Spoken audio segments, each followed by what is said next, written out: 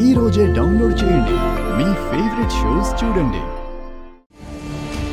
ఏం వార్డెన్, పిల్లల్ని వేసుకొని ఇలా వచ్చావు? చందాల కోసమా? ఎప్పుడు అడుక్కుతుండవేనా నీ పని? ఆగండి రాజుగారు.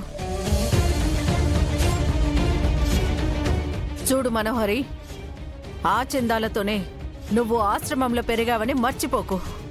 ఏరు దాటాక తెప్ప తగిలేసే మాటలు మాట్లాడుకో. ఇది ఏరు దాటాక తెప్ప తగిలేసే రకం కాదు, ఏకంగా ఏరుకి మంట పెట్టే రకం. అరుంధతి లాంటి పుణ్యాత్మురాలు పెరిగిన తులసివనంలో కలుపు మొక్కలా పెరిగావు. భాగమతి గారి లాంటి గొప్ప మనిషింట్లో ఉంటూ కూడా నీకు మంచి బుద్ధి రావట్లేదా? ఎక్కువ మాట్లాడకు. ఎందుకు వచ్చావో చెప్పు. బాగి గారి హాస్పిటల్లో ఉన్నారని తెలిసి చూడ్డానికి వచ్చాం. ఇప్పుడెందుకు చూడ్డం? కాసేపు ఆగి ఇంటికి రండి. ఏకంగా దాని శవాన్ని చూసి శ్రద్ధాంజలి ఘటించి వెళ్దురు గాని.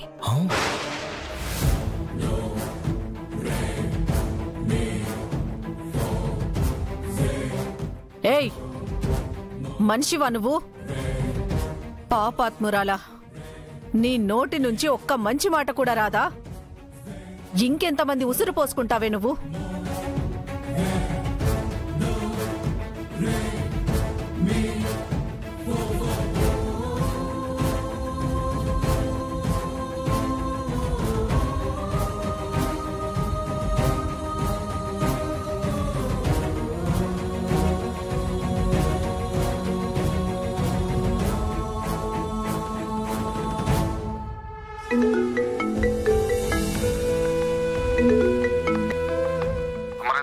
Hello sir.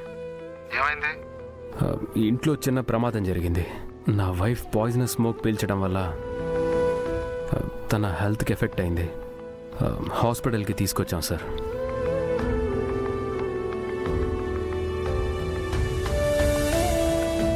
నువ్వు చేసిన దుర్మార్గాల గురించి బాగీ గారికి చెప్పాను.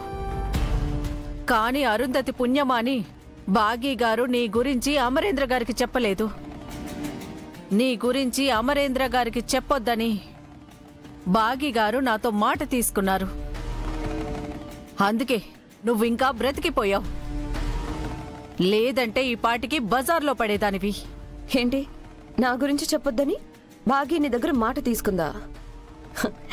అయితే దాని గొయ్యి అదే తవ్వుకుందన్నమాట.